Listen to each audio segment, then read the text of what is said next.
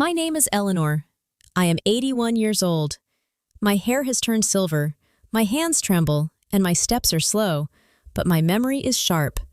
I remember every moment of the life I worked for, every sacrifice, every long night, every victory that no one saw but me. People think old age is peaceful. Mine is not.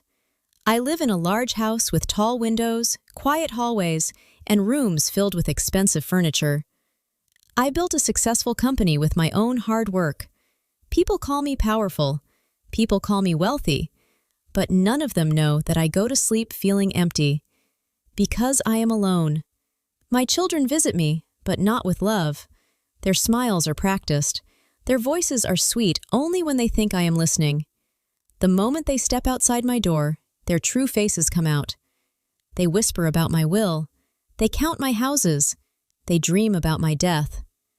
Last week, I heard my son say, "She's too old. She won't last long. Once she's gone, everything will be ours." He said it casually, like talking about the weather.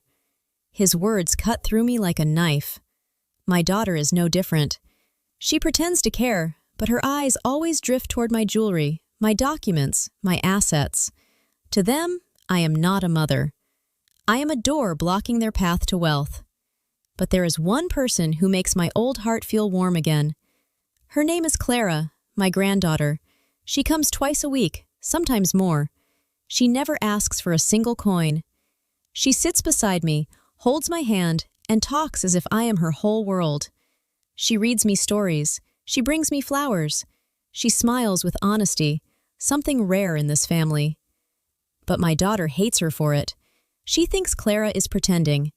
She warns me again and again, "Mother, don't trust that girl. She wants your money." I never reply. I simply listen. But inside, a storm was forming. I needed to know the truth.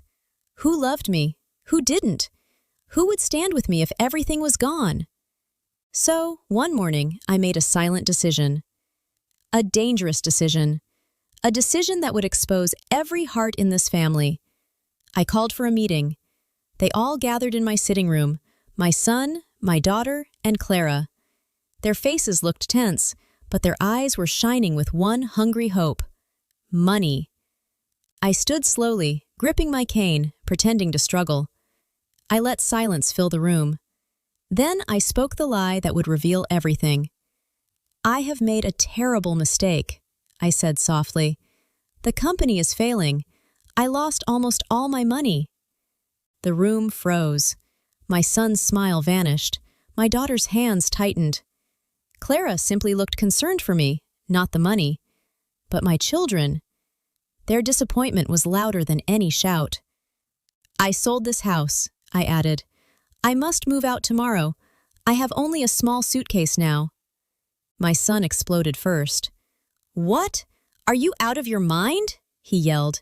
"How could you lose everything? What about us? What about our future?" He didn't hug me. He didn't comfort me. He only blamed me, loudly, carelessly, without mercy. Then he stormed out. I turned to my daughter and whispered, "Can I stay with you for a while? I have nowhere to go." She stared at the floor. I could see the truth in her eyes. She didn't want me. But people were watching, so she forced a smile. "Fine, Mother, but only for a short time." Her house was small, but that was part of my plan. I wanted to see how she treated me when I had nothing. The truth came quickly. She didn't cook for me.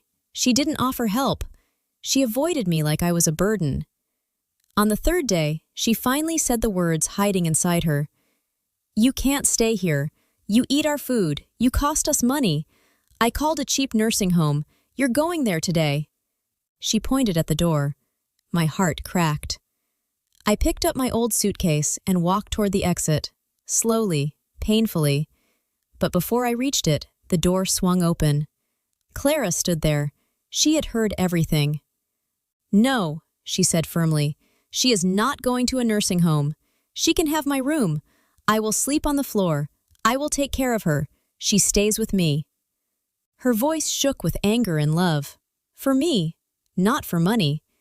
I placed the old suitcase on the table.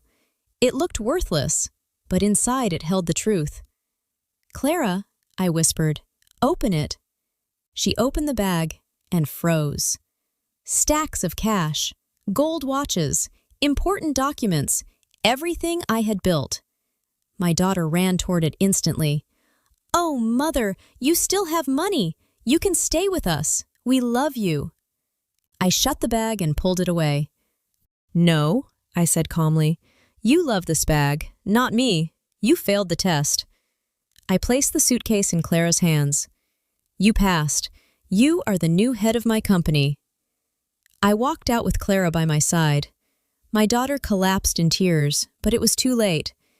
For the first time in many years, I felt peace. I was old, but I finally found real love. If you enjoyed this story, like, comment, share, and subscribe for more.